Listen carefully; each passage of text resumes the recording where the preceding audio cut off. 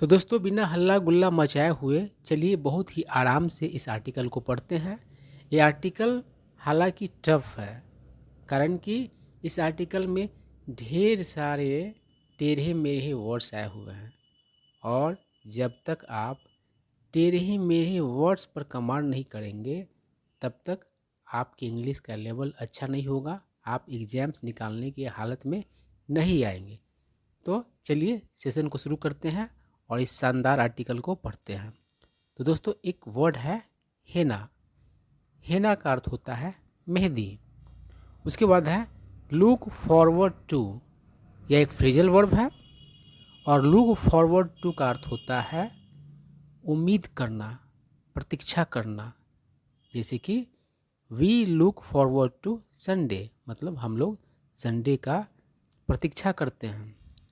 Set aside, यह भी एक फ्रेजल वर्ब है और इसके कई अर्थ हैं और इस आर्टिकल में सेट असाइड का अर्थ है वही सिर्फ हमें अभी समझना है। तो इस आर्टिकल में सेट असाइड का अर्थ है अलग रखना, अलग करना। उसके बाद है वेयर ऑफ, इसका मतलब होता है गायब होना, डिसअपियर होना। ठीक है, मतलब ख़त्म होना। उसके बाद क्या है रिचुअल, इसका अर्थ होता है रस्म, रिवाज। उसके बाद है स्टे पुट, मतलब जिस हालत में रखा गया हो उसी हालत में रहना या फिर जैसे हो वैसे ही बना रहना, मतलब रुका रहना। ठीक है। उसके बाद है हॉस्टेज, इसका अर्थ होता है बंधक। कभी कभी अपराधी लोग क्या करते हैं, किसी को बंधक बना लेते हैं। उसके बाद है अबैंडेंड, अबैंडेंड मतलब होता है त्यागा गया हुआ। ठीक है। उसके बाद है जीयर, इसका अर्थ होता है हंसी उड़ाना। उसके बाद है पंजेंट, पंजेंट का अर्थ होता है तीखा। ठीक है, कोई स्मेल अगर पंजेंट है तो वह बहुत ही तीखा स्मेल है।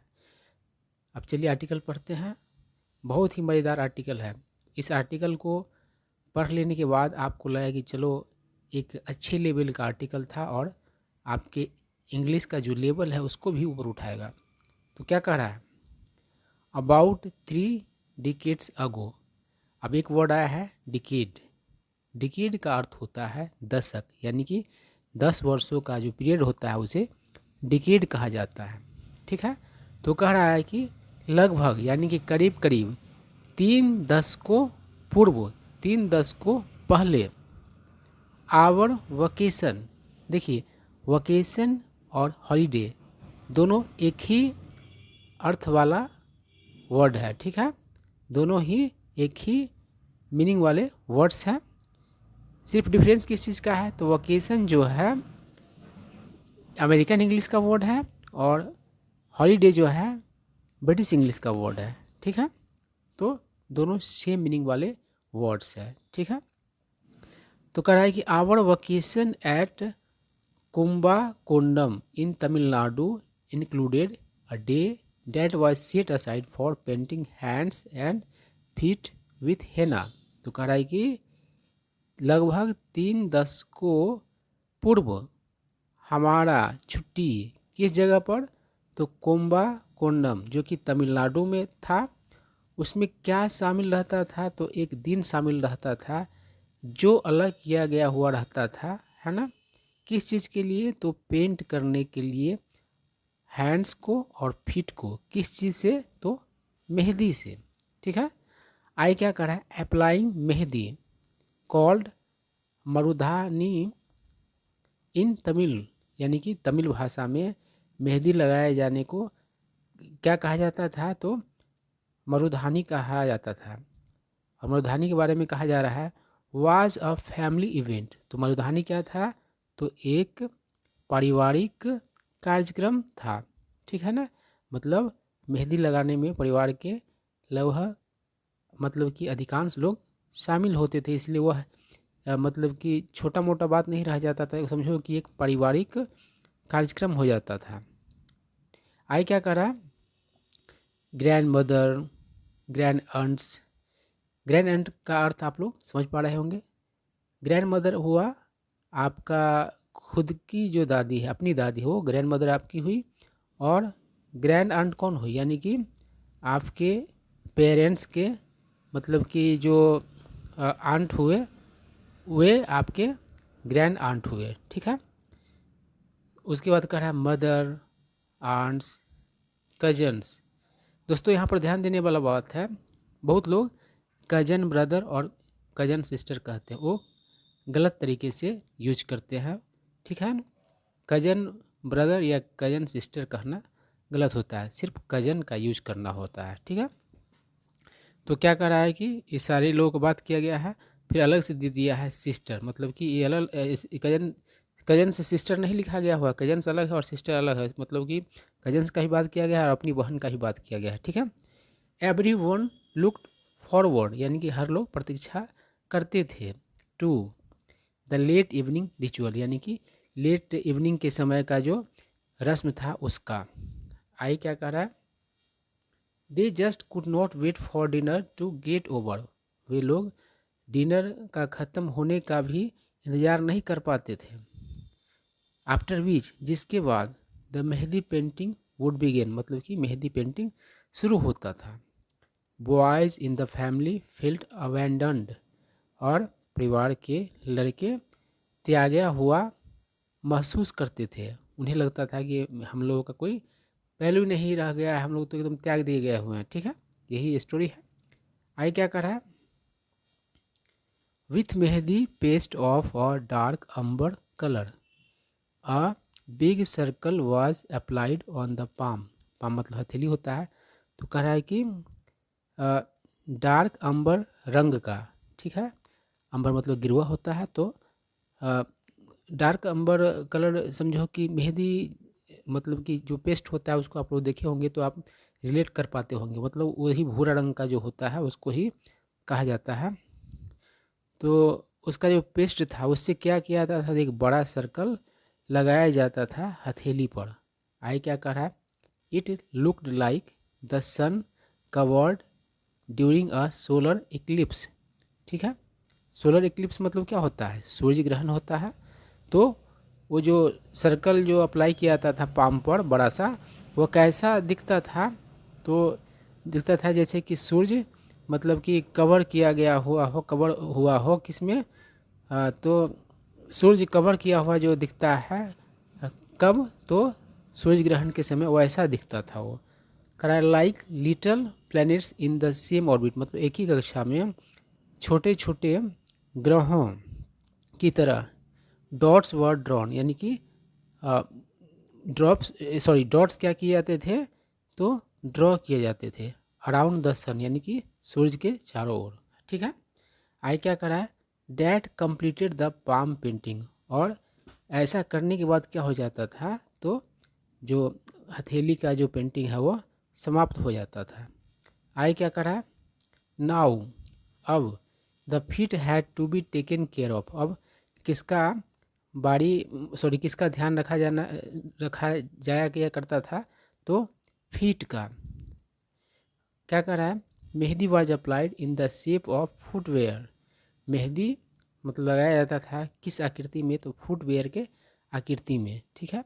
फुटवेयर मतलब आप जानते ही है, पहनने पैर में पहनने वाला कोई भी चीज़ है उसको फुटवेयर कहा जाता है, चाहे जूता हो चप्पल जो भी हो उसको फुटवेयर ही कहा जाता है। आई क्या कर रहा है, एज दो का अर्थ होता है ऐसे मानो जैसे कि, a thin strap went around the foot, ऐसे मानो जैसे कि एक पतला सा पट्टी मतलब कि गया हुआ हो गुजर अराउंड द फुट, यानी कि पैर के चारों ओर। Starting from the little toe, दोस्तों फिंगर जो होता है वह हाथ की उंगली को कहा जाता है और पैर की उंगली को टो कहा जाता है। तो कहाँ शुरू होता था वो, तो लिटल टो से, यानी कि पैर का जो सबसे छोटी सी उंगली है उसको ही लिटल टो कहा जाता है। Across the heel to the big toe मतलब पैर का अंगूठा होता है। अब ऐसा नहीं कि थंब कह दीजिएगा, हाथ के अंगूठा के लिए थंब का प्रयोग किया जाता है। ठीक है। और पैर का जो सबसे बड़ा उंगली होता है बड़ा सा चौड़ा सा, उसको बिग टो कहा जाता है, इसको हम लोग पैर का अंगूठा कहते हैं, है ना। तो एरी से होते के चारों ओर मतलब इसके आर पार होते हुए कहाँ तक जाता था, तो पैर के अंगूठा तक जाता था। आई क्या कर रहा है, सून मतलब तुरंत, जल्द। द टोज वर पेंटेड, उसके तुरंत बाद क्या कर दिया था, तो पैर की उंगलियों को पेंट किया जाता था। फाइनली मतलब अंततः, अ बकल वाज पेंटेड, एक बकल पेंट कर दिया जाता था। जस्ट लाइक अ स्लीपर्स, मतलब कि स्लीपर की तरह, है ना, जिस तरह का मतलब कि स्लीपर का बकल होता है उसी तरीके से। आई का है अक्रॉस द फुट, यानी कि to hold the mehndi sandals in place, यानी कि फुट के अक्रॉस क्या करने के लिए, तो मेहंदी को होल्ड करने के लिए, मेहंदी सैंडल्स को होल्ड करने के लिए, मतलब बनाए रखने के लिए, ठीक ना। इन प्लेस मतलब जगह पर। आई क्या करा, once the painting was complete, एक बार जब पेंटिंग समाप्त होता था, the person had to stay put for the entire night, मतलब कि जिस व्यक्ति को मेहंदी लगा हुआ रहता था तो उसको क्या करना पड़ता था, तो जस्ट के तस बना हुआ रहना पड़ता था पूरे रात तक। इंटायर मतलब होता है पूरा। आई क्या कर रहा है, the plan was simple, plan तो सिंपल था, द एग्जीक्यूशन वाज कॉम्प्लिकेटेड, लेकिन उसका क्रियान्वयन क्या था, तो जटिल था, मुश्किल था। Rest room visits were of for the rest of the night. देखिए रेस्ट रूम मतलब शौचालय होता है, ऐसा आप मत समझ लेना कि आराम करने वाला रूम होता है। रेस्ट रूम मतलब शौचालय होता है, ठीक है।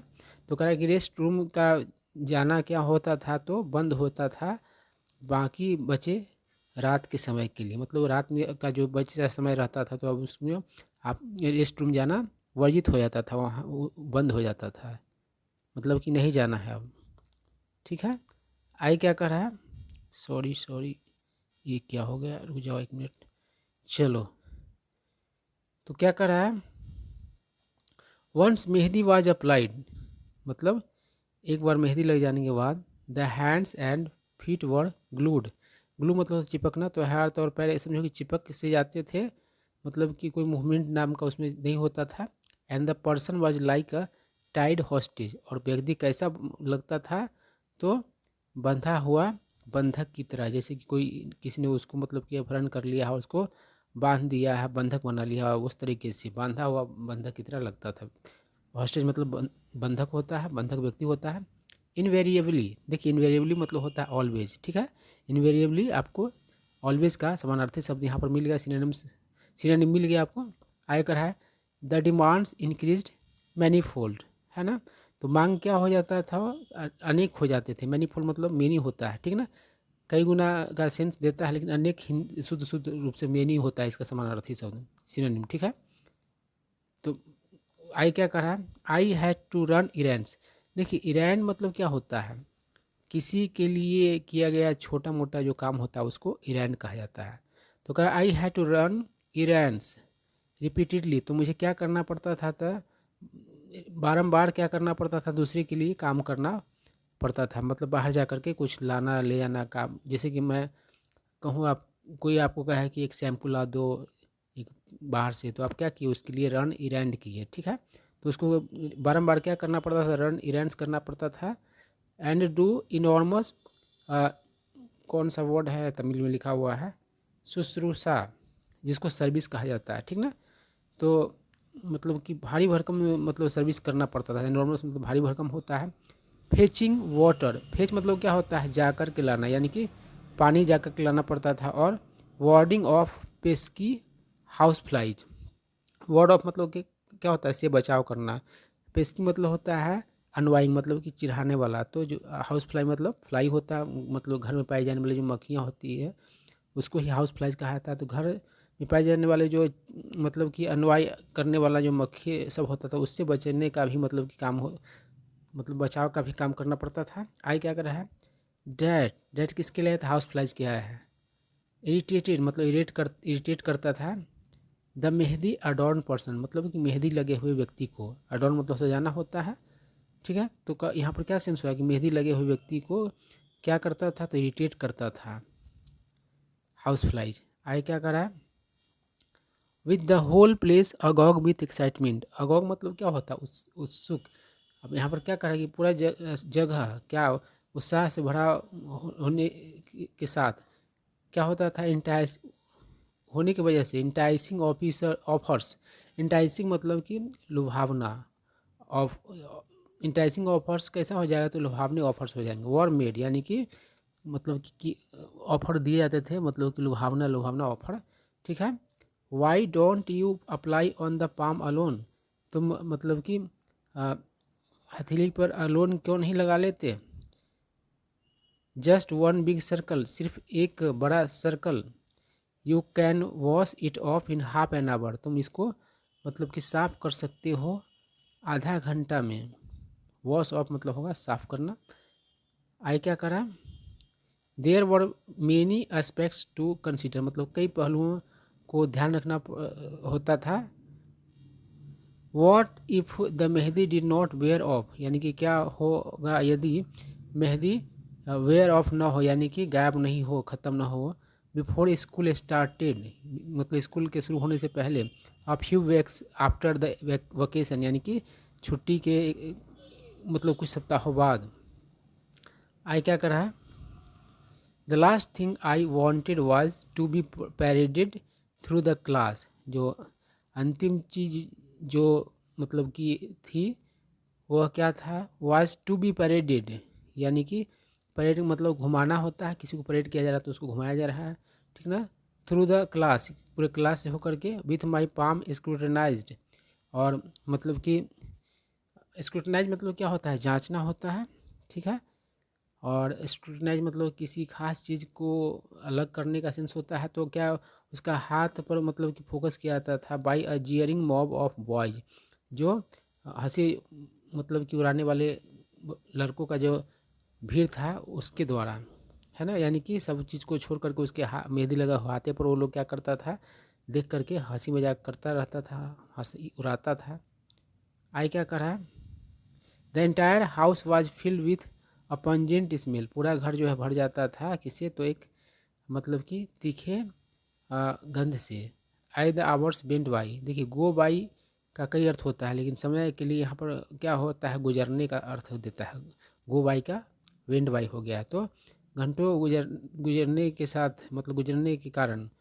मेहंदी क्रैक्ड, यानी कि मेहंदी क्या होते थे, क्रैक हो जाते थे on the fingers and feet, यानी कि उंगलियों पर और मतलब कि फीट में, फीट पर जो लगा हुआ रहता था वो मेहंदी क्या हो जाते थे, तो क्रैक हो जाते थे। एंड स्कैटर्ड, स्कैटर मतलब छितरा जाना, फैल जाना। इन टाइनी बिट्स, टाइनी मतलब तो छोटा, और बिट मतलब क्या होता है, टुकड़ा, तो छोटे छोटे टुकड़ों में मतलब कि क्या होते, फैल जाते थे।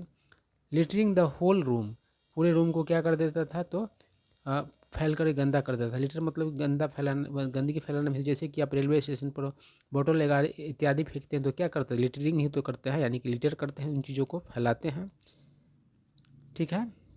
आई क्या करा है, स्पेशल स्ट्रॉ मैट, स्ट्रॉ मतलब जानते ही है, पुआल जिसको कहा जाता है, यानी धान का जो फसल काटने के बाद जो उसका जो ये बचता है, डंठल बचता है, और पूरा जो सूखा हुआ उसको ही स्ट्रॉ कहा जाता है। उससे पहले चटाई बनाया जाता था, ठीक है ना। ठीक है, पुआल बोला जाता है और आपकी भाषा में कुछ और बोला जाता होगा, लेकिन आप समझ गए। धान के फसल को मतलब कि एक जो बोझा तैयार किया जाता है उसका, और उसके बाद फसल हटा देने के बाद जो बचता है उसको ही स्ट्रॉ बोला जाता है। तो क्या एक स्पेस क्या किया था, special straw was mat was provide, तो वही स्ट्रॉ का मैट चटाई किया गया था, प्रदान किया जाता था। For the mehndi folk to sleep, यानी कि मेहंदी जिसको जिन लोगों को लगा रहा था उन लोगों को सोने के लिए। आगे क्या करा, दे ले लाइक लेजार्ड्स, वे लोग कैसे पड़े रहते थे, तो छिपकलियों की तरह। विथ पॉज अलोप्ट, अलोप्ट मतलब कि हवा में, यानी कि पंजा को हवा में किए हुए, ऊपर किए हुए। Stacked side by side, side by side मतलब एक साथ। स्टैक मतलब होता है ढेर लगाना, तो मतलब एक ही साथ मतलब कि सब स्टैक, समझो कि सड़सठ के सब मतलब कि परे हुए रहते थे एक साथ। But the straw mat increase the itch question, लेकिन जो स्ट्रॉ मैच क्या कर देता था, बढ़ा देता था इच क्वेश्चन को। इच मतलब क्या होता है, खुजलाहट, है ना। एंड द नीड, इच मतलब खुजलाना भी होता है, खुजलाहट भी होता है। And the need for volunteers, और किसका ज़रूरत पड़ता था, तो स्वयं सेवकों का। वॉल्टियर कौन होते हैं, यानी कि अपनी मर्जी से जो काम करते हैं। एज किस रूप में मतलब कि वॉल्टियर्स की आवश्यकता होती थी, कैसे वॉल्टियर्स की, तो बैक स्क्रैचर्स यानी कि पीठ खुजलाने वाले का, एंड नोज स्क्रैचर्स यानी कि नाक खुजलाने वालों का। आगे क्या कर रहा है, इन द मॉर्निंग सुबह में sister could not wait to wash off her mehndi, यानी कि बहन इंतज़ार नहीं कर पाती थी, है ना, अपनी मेहंदी को मतलब साफ करने के लिए। I pretended to stay aloof, aloof मतलब होता है अलग थलग, प्रिटेंड मतलब होता है नाटक करना, स्टे अलूफ करने का मतलब क्या हुआ कि अलग थलग रहना है ना, तो अलग थलग रहने का वो क्या मैं करता था, नाटक करता था, मतलब कि लगता था कि मुझे उससे मतलब नहीं है, ठीक ना। एंड अनइंटरेस्टेड, और उसमें रुचि नहीं है, मतलब कि जानबूझ करके इस नाटक करता था कि मुझे तुमसे कोई लेना देना नहीं है। But could not help, could not can not help या कुड नॉट हेल्प का मतलब क्या होता है कि किसी चीज़ से बच नहीं पाना, लेकिन बच नहीं पाता था। Noticing how her palm was coloured a deep red, यानी कि उसका गौर करना कि उसका जो हथेली कैसे मतलब कि कलर हो गया डीप रेड गहरा लाल, लाइक द राइजिंग सन यानी कि उगते सूरज की तरह। आगे क्या कर रहा है, you don't need to buy high heel slippers, तुम्हें एनी मोर मतलब तुम्हें अब ज़रूरत नहीं है हाई हील स्लीपर्स खरीदने का। मेहंदी स्लीपर्स आर इनफ, यानी मेहंदी का जो स्लीपर के आकार का बनाता था, पहले हम लोग मतलब कि जान चुके हैं इस स्टोरी में। तो कहा है कि मेहंदी स्लीपर्स आर इनफ, मतलब मेहंदी स्लीपर ही काफ़ी है। आई जोक में मजाक करता था, ठीक है। आई क्या करा है, the rest of the morning was devoted to comparing one palm with another, तो मतलब कि सुबह का बाकी का जो ये था समय जो रहता था, क्या करता था मेहंदी मतलब छुड़ाने के बाद यानी कि साफ करने के बाद वह मतलब डिवोट होता था, डिवोट कर दिया था मतलब समर्पित कर दिया था तुलना करने में एक हथेली का दूसरे के साथ, है ना, मतलब सब लोग अपना अपना हथेली देखता था। Every one in the extended family vied with each other, vie मतलब प्रतियोगिता करना, है ना। तो क्या करते हैं, एक्सटेंडेड फैमिली मतलब होता है संयुक्त परिवार, न्यूक्लियर फैमिली मतलब होता है एकल परिवार। तो कह रहा है कि जितने भी लोग होते थे एक्सटेंडेड फैमिली के, वे क्या करते थे, एक दूसरे से प्रतियोगिता करते थे for the ultimate crown, crown मतलब ताज, अल्टीमेट मतलब कि बेस्ट भी होता है, उत्तम क्वालिटी का होता है, या यही सबसे मतलब सबसे बढ़िया मतलब कि मेहंदी लगाए जाने के लिए जो क्राउन होना चाहिए उसको प्राप्त करने के लिए, ठीक ना, of having the palm that was coloured the brightest, यानी कि जिस हाथ को सबसे अच्छा मतलब मेहंदी लगा है उसका क्राउन अंतिम मतलब कि जो सबसे बढ़िया क्राउन मिले, इसके लिए क्या करता था, सब एक दूसरे से प्रतियोगिता करते थे। तो यही स्टोरी था। आई होप आप लोगों को कुछ न्यू वर्ड सीखने को मिले होंगे।